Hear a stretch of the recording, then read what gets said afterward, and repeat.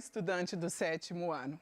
Sou Mônica Couto, professora de Geografia.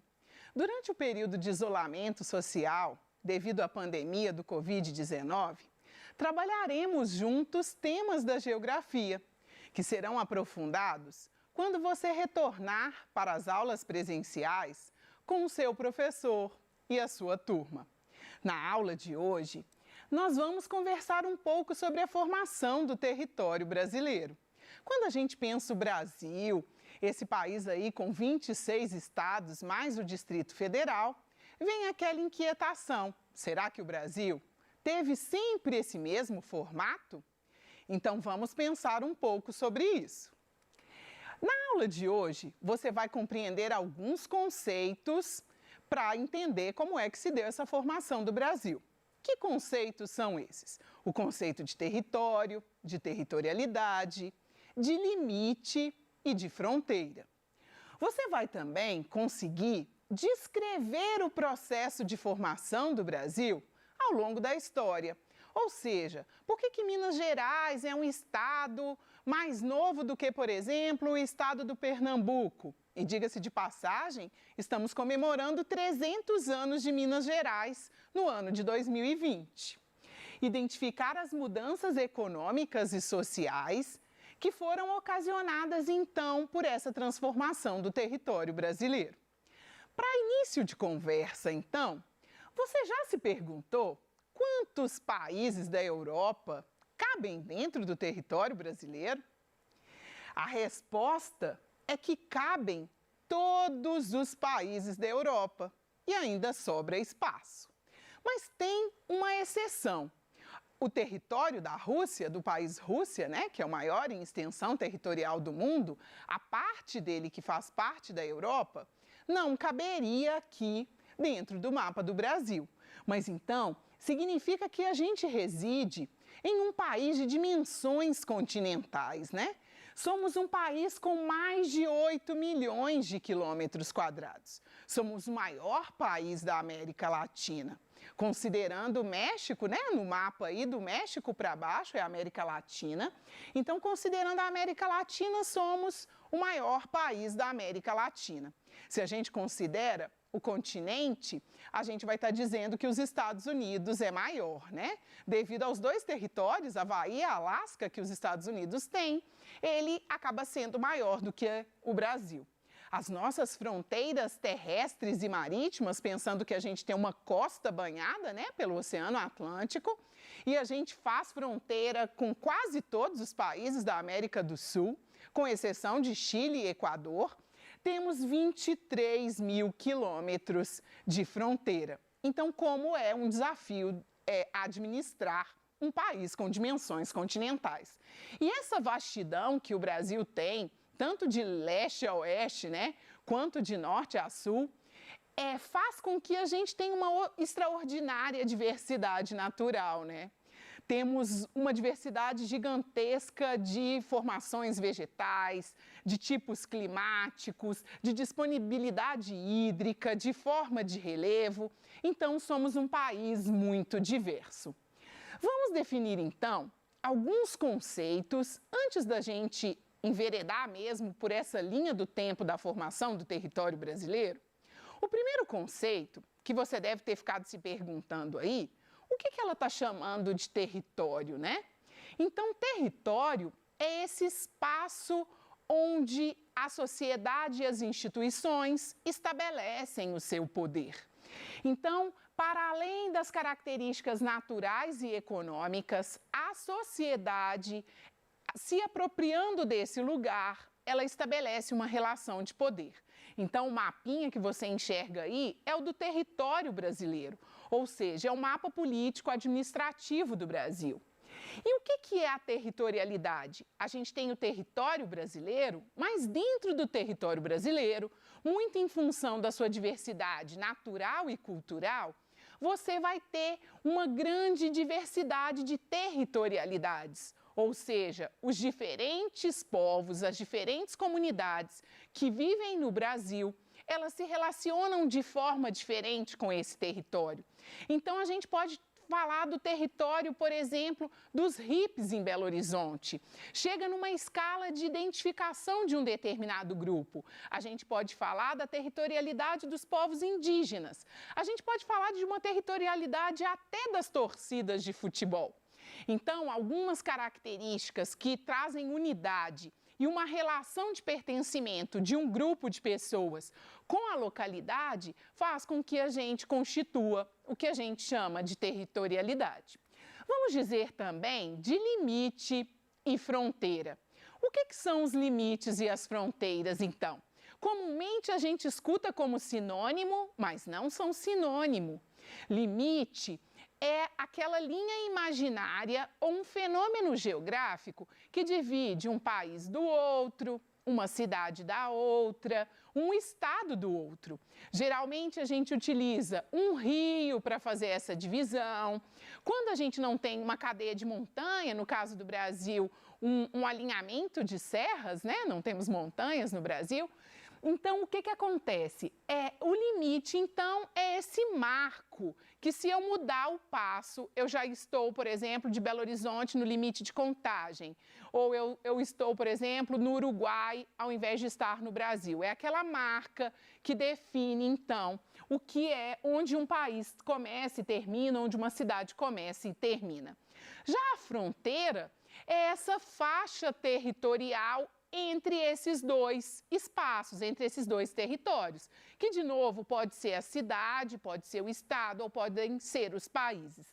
Aqui no mapa, eu trouxe para a gente pensar um pouquinho, já que a gente está dizendo de Brasil, sobre a fronteira marítima do Brasil. Essa fronteira, ela ganhou um nome de Amazônia Azul. E o quanto é importante essa fronteira para o Brasil? Nelas a gente tem algumas ilhas, como Abrolhos, por exemplo, como Fernando de Noronha, que são territórios brasileiros fora do continente, né, assim, da parte territorial, são ilhas, mas a gente tem também espaço de exploração, por exemplo, do petróleo. O pré-sal se localiza na nossa fronteira.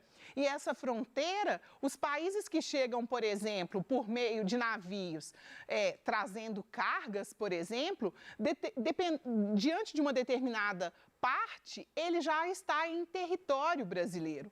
Então, as fronteiras, elas são lugares, geralmente, difíceis de serem cuidados, elas são lugares onde há uma mistura entre as culturas. Se a gente pensa Brasil e Uruguai, por exemplo, a gente tem os brasiguaios, né?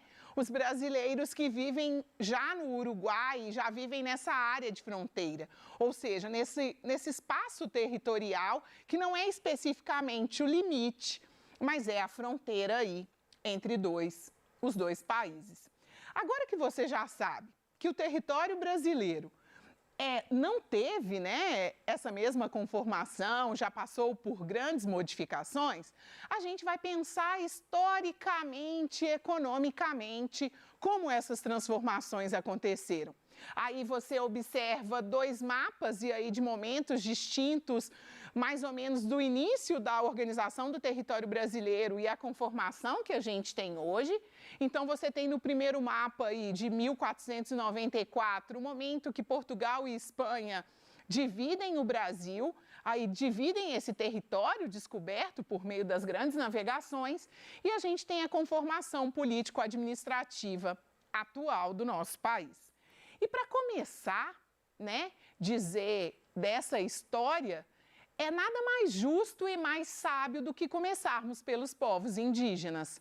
Já existiam no Brasil uma comunidade, os povos indígenas, que por sinal não chamavam o Brasil de Brasil, chamavam o Brasil de Pindorama, né? Chamavam o Brasil de Terra das Palmeiras, o primeiro nome aí do Brasil. Então, a população indígena é a população que primeiro ocupou esse território. Então, o Brasil já era um território, pois já existia um povo, as diferentes etnias indígenas, que ocupavam esse território e estabeleciam uma apropriação desse território, utilizavam esse território. E até hoje guardamos na nossa cultura importantes traços dessa população, né, que a gente vai discutir mais aí ao final. E aí, o território brasileiro, ele se expande, então passaremos aí por essas 4 fases, que começa lá com o Tratado de Tordesilhas, que foi o que a gente viu no mapa, e finda com a produção cafeeira e com a industrialização, quando a gente chega nessa conformação de Brasil, que tem inclusive a definição do Distrito Federal e a capital e a criação, a construção de Brasília. Dizendo então do século XV e XVI, final do XV, início do XVI, a gente tem 2 marcos importantes para pensar. O primeiro deles é o Tratado de Tordesilhas, que já dissemos. Portugal e Espanha, diante do novo território, fazem um acordo de divisão desse território. Portugal fica com a porção mais a leste do território, mais próxima ao litoral brasileiro. E qual foi a primeira atividade econômica, né? Quem chega num lugar, e aí os colonizadores, eles vinham muito com esse propósito de exploração, somos um país colônia de exploração, foi a extração do pau-brasil. E aí aquela lógica do escambo, a troca, né, daqueles elementos, espelhos, com os indígenas em troca da mão de obra, da extração do pau-brasil e da sua escravização, inclusive, né? E no século XVI, então já que era final do XV, início do XVI, acontecem algumas coisas no Brasil. Uma delas é a necessidade que a coroa portuguesa tem de ocupar esse território. Então, ela oferece a cidadãos portugueses lotes de terras no Brasil, e né, nesse território descoberto, que é o que a gente conhece como as capitanias hereditárias. E o que esses portugueses vêm fazer no Brasil? Eles trazem para o Brasil, então, a cana-de-açúcar. E aí a gente tem aquela ideia dos engenhos, né? A primeira exploração econômica do Brasil, após o pau-brasil, que era uma espécie que já existia aqui, foi a cana-de-açúcar. Associada à cana-de-açúcar, você tem o crescimento da pecuária, uma pecuária que naquele contexto servia tanto de alimentação, subsistência para aquela população, mas servia também como uma forma de força, né? De tração animal. Era o gado que desenvolvia algumas das tarefas no engenho. Uma outra atividade era a produção de tabaco no recôncavo baiano, de fumo, e depois amplia para o tabaco. E pensando, guarde sempre que todos esses produtos, eles eram destinados à exportação. Ou seja, o colonizador, ele utilizava esse território para manutenção, enfim, lá das vendas e do comércio no território europeu. No século XVII e no século XVIII, a gente tem um volume maior de atividades econômicas e a gente tem a expansão desse território para o oeste. E isso acontece principalmente por causa de 2 fenômenos. O primeiro deles foi a questão das missões. A própria cana-de-açúcar se amplia, né? O pau-brasil entra em declínio, na verdade a extração de pau-brasil ela vai encerrar só no século XIX, mas aqui você já tem interesse de buscar outros mercados. O que mais é possível produzir nesse território para exportação? Então aqui a gente tem as missões, os padres jesuítas, eles rumaram para a região hoje onde a gente tem o estado do Pará, o estado do Amazonas, né, em busca da catequização desses povos indígenas e da captura de indígenas para a escravização. Mas eles chegam nesse território, além dessa tarefa, eles conseguem descobrir as drogas do sertão. Ou seja, a floresta amazônica, né, que é até hoje esse lugar de grande biodiversidade, riqueza natural. Quantas espécies vegetais temos naquele espaço de floresta, e aí eles descobrem as drogas do sertão e começam a fazer a extração de castanha do Pará, do cacau, de plantas medicinais e da própria baunilha. Uma outra frente que causa a expansão agora mais para a região centro-oeste do Brasil e para o sudeste foi a questão das bandeiras. Então, os bandeirantes, né, associados aos tropeiros, eles rumam para o interior do Brasil. É o que a gente chama de interiorização. Essa interiorização, então, gera a descoberta dos minerais, né? Estamos dizendo de Minas Gerais, né? O nome do nosso estado remonta a essa história, que completa esse ano, então, como eu disse lá no início, 300 anos de Minas Gerais, né? Então, o que acontece? A descoberta do ouro, as bandeiras, elas tinham a intenção de encontrar, mesmo ir em busca de ouro, de diamante, de pedras preciosas, mas tinha também a intenção ainda de captura e escravização dos indígenas. Aqui, com a questão das bandeiras, a gente tem a criação de estados como Goiás, Minas Gerais e Mato Grosso. Então, há uma expansão desse território brasileiro, há uma interiorização desse território. A gente diz interior porque o colonizador ele chegou pelo litoral, né? Então, o avanço para o oeste a gente chama de interiorização. No século XIX, no século XX, as produções elas se expandem mais, as atividades econômicas elas ganham outras dimensões. Então surgem outros cultivos, a agricultura aqui cresce muito. E aí a gente vai ter a agricultura de pelo menos 4 cultivos aí: o cacau, o algodão, o café e a extração do látex. Lá na Amazônia, acaba sendo descoberta nessa proximidade, aqui já não temos mais os jesuítas, já houve uma cisão com Portugal e os padres voltaram para Portugal, mas você tem no contato com essa comunidade tradicional lá, da região amazônica, a descoberta da seringueira e do látex. Aquela população já fazia a extração da borracha. Então, vira uma atividade econômica importante, mesmo porque estamos num período de revolução industrial.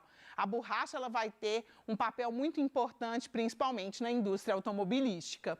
O cacau ele vai se expandir não só no recôncavo baiano, mas também em regiões da Amazônia. O algodão vai se concentrar no Nordeste, mais especificamente no estado da Paraíba, e o café vai vir na divisa para o sul de Minas e São Paulo. Então, temos aí nova conformação e novas produções. A implantação das ferrovias para escoar essa produção dos minerais, ela teve um papel importante, tanto de dispensar o que era produzido no interior do Brasil, mas também de trazer imigrantes e trazer uma população diferente aí, os imigrantes principalmente japoneses, alemães e italianos, que chegam e vão se fixar no sul do Brasil. Em 1960, o estado do Goiás é desmembrado, então o estado do Goiás vai abrigar a capital do Brasil, Brasília, vai ser transferida então a capital do Brasil para Brasília. Em 79, você tem a divisão também do Mato Grosso, né, em Mato Grosso e Mato Grosso do Sul. E a Constituição de 88 define mais uma perda de território para o estado do Goiás, que foi o estado do Tocantins. Então, a gente tem hoje uma República Federativa do Brasil. Quando você for preencher um formulário e aparecer lá a unidade federativa, leia que é o estado onde você vive. Então, temos 26 estados e o Distrito Federal. Aqui era uma atividade para a gente pensar, então, um pouco como é que essas atividades econômicas fizeram a expansão do Brasil, só chamando a sua atenção, então, o extrativismo vegetal foi responsável pela ocupação do norte do Brasil. A produção pecuária e da agricultura da cana foi responsável pela distribuição da população no litoral. E na parte mais central do Brasil, a gente fica com a agricultura e com a mineração. Então, as atividades econômicas, elas proporcionaram a ampliação do nosso território. Uma curiosidade, né, para a gente já encerrar, já indo para o final da aula, o Brasil não vai do Oiapoque ao Chuí. Na verdade, o correto é dizer que vamos do Monte Caburaí ao Chuí. Então, quando alguém te disser, o nosso país vai do Oiapoque ao Chuí, não, o nosso país vai do Monte Caburaí ao Chuí. Uma descoberta em 1930, mas a gente tem hábito de dizer disso, né? Então, na aula de hoje, a gente viu que o território brasileiro, ele foi formado a partir muito especificamente do desenvolvimento das atividades econômicas. A gente viu que o território é uma construção histórica e social, né? Nós, enquanto seres humanos, somos responsáveis por essa apropriação e por essa construção do território. Cabe lembrar que ele já era um território antes da chegada dos portugueses, porque aqui já viviam os povos indígenas. Para a gente terminar a nossa aula, hashtag Crescemos Juntos, né? Vamos juntos aí nesse período de pandemia, estudando geografia para quando do retorno você poder compartilhar com seus colegas e professores todos esses saberes que você construiu ao longo desse tempo. Até a nossa próxima aula.